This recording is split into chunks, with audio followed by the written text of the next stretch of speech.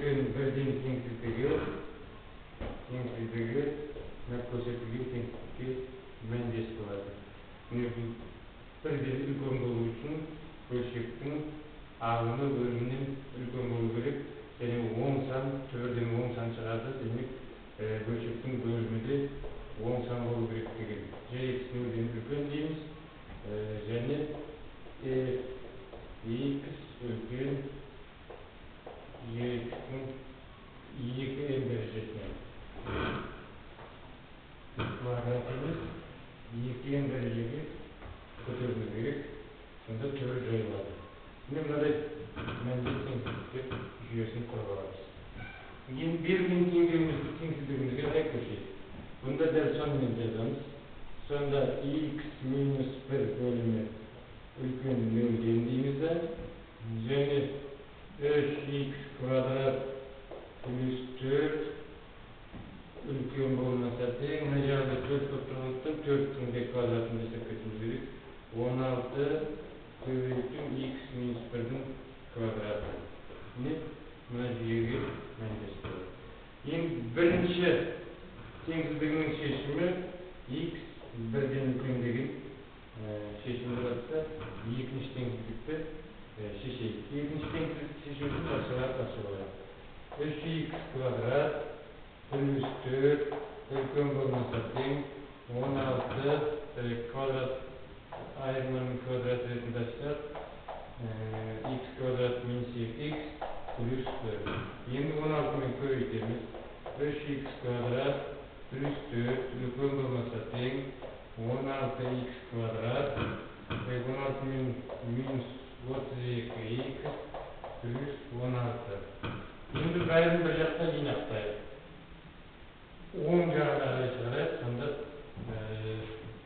16x квадраттан 3x квадратты азайтамыз. 13x квадрат болады.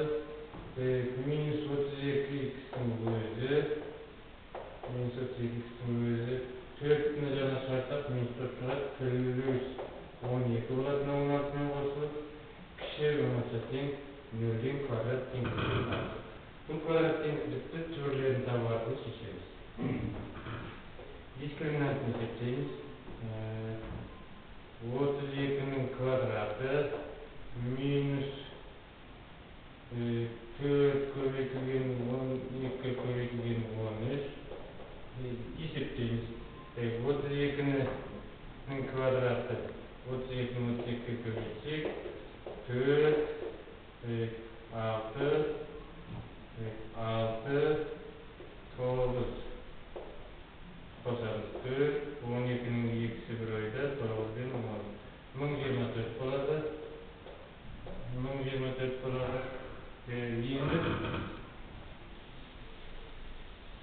4-тен 12-ні көбейтсек 48, 48-ді 13-ке көбейтуіміз керек. 13-ке көбейтеміз. Көбейту 24-тің 4 екісі ойда, 12 ойдағымен 14, 1-мен көбейтеміз 8, 4.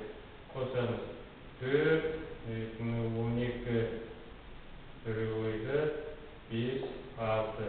624 болады. 600 минус 624. Сонда дискриминантымыз тең болды.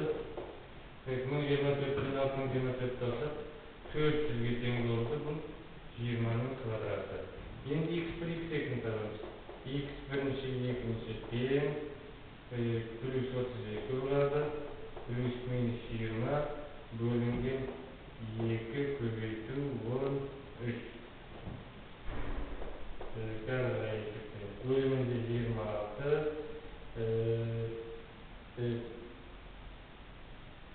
плюсын алсақ 52, минусын алсақ 12 болады екен. Плюсын алсақ 52, 32 плюс минус 20 деймізді. Шешімдері плюсын алсақ 52, 52-ні 26 бөлсек 2 шығады бұл шешімі. Екінші шешімі 32-ден 20-ны азайтсақ 12, 12-мен 26-ны қысқартсақ 13